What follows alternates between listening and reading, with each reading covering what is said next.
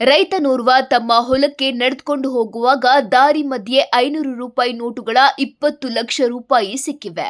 ಸಿಕ್ಕ ಹಣವನ್ನೆಲ್ಲ ರೈತ ಚೀಲದಲ್ಲಿ ಹಾಕೊಂಡು ಸಂತಸದಿಂದ ಮನೆಗೆ ಹೋಗಿದ್ದಾನೆ. ನಾವು ನೀವಾಗಿದ್ರೆ ಜಾಲಿ ಜಾಲಿ ಅಂತ ಹಬ್ಬ ಮಾಡ್ತಿದ್ವಿ. ಆದ್ರೆ ಆತ ಮಾಡಿದ್ದೇ ಬೇರೆ. ರೈತರೊಬ್ಬರು ತಮ್ಮ ಹೊಲಕ್ಕೆ ಹೋಗುವಾಗ ಗದ್ದೆಯಲ್ಲಿ 500 ರೂಪಾಯಿಯ ನೋಟುಗಳು ಇರುವ 50 ಕಂತಿಗಳ ರಾಶಿ ಬಿದ್ದಿದೆ. ಅದನ್ನ ನೋಡಿದ ರೈತನಿಗೆ ಫುಲ್ ಶಾಕ್ ಆಗಿದೆ. ಮತ್ತೊಂದು ಕಡೆ ಸಂತೋಷ ಕೂಡ ಆಗಿದೆ. ಇಷ್ಟೊಂದು ಹಣವನ್ನ ಇಲ್ಲಿ ಯಾರು ಬಿಸಾಕಿ ಹೋಗಿದ್ದಾರೆ ಎಂದು ಸುತ್ತ ನೋಡಿ ತಕ್ಷಣ ಅಷ್ಟು ಹಣ ಮನೆಗೆ ತಂದಿದ್ದಾರೆ.